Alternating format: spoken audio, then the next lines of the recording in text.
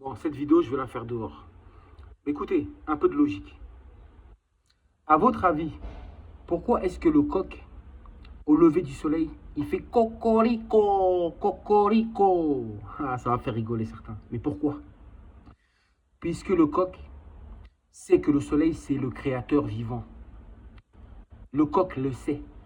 C'est pour ça que quand le soleil apparaît, le coq, il chante pour le créateur. Il dit cocorico.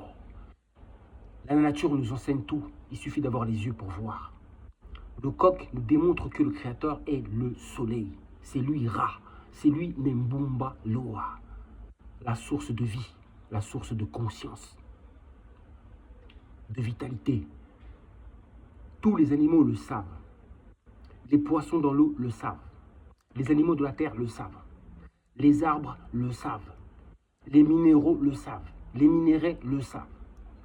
Tous savent qui est le créateur, sauf les êtres humains, qui se disent pourtant être les plus développés, les plus intelligents, les plus conscients, les plus sages. C'est faux.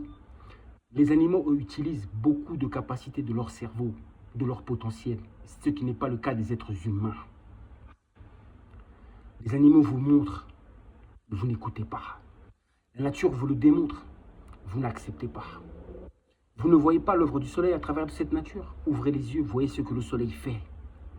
Donne les couleurs, les goûts, les formes. Tout provient du soleil. Vous ne voulez pas comprendre. Alors je vous donne juste cet exemple-là du coq. Le coq le sait.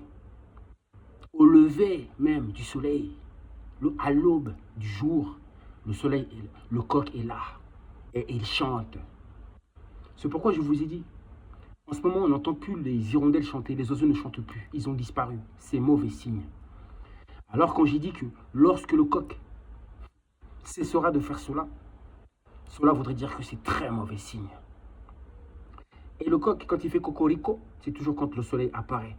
Sinon, il ne fait pas de cocorico. Ça veut tout dire.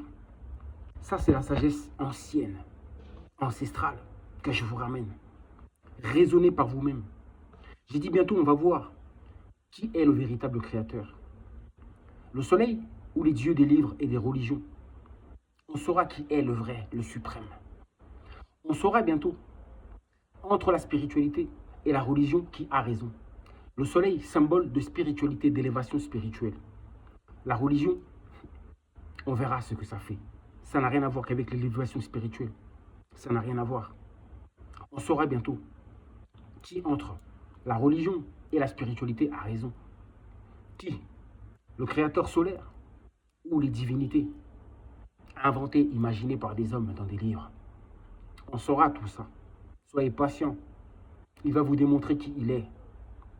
Qu'il est le suprême, le très haut. Vous allez le savoir. Il vous répondra parce que c'est un Dieu vivant. Et il vous donnera les réponses. Il a commencé son œuvre en mai 2026. Et son œuvre n'est pas terminée. Ça va s'enchaîner par les 3 autres éléments qui se suivent. L'eau, l'air et la terre, comme je l'ai dit lors de la vidéo précédente. Regardez la vidéo d'avant et vous comprendrez mieux. Arrêtez d'être des fainéants spirituels. Pas de paresse spirituelle. Car sinon, vous mettez votre vie en danger en réagissant de telle sorte. Vous mettez votre vie en danger en négligeant la connaissance et le savoir. Vous mettez votre vie en danger. Vous ne le savez pas. Bientôt, vous allez comprendre.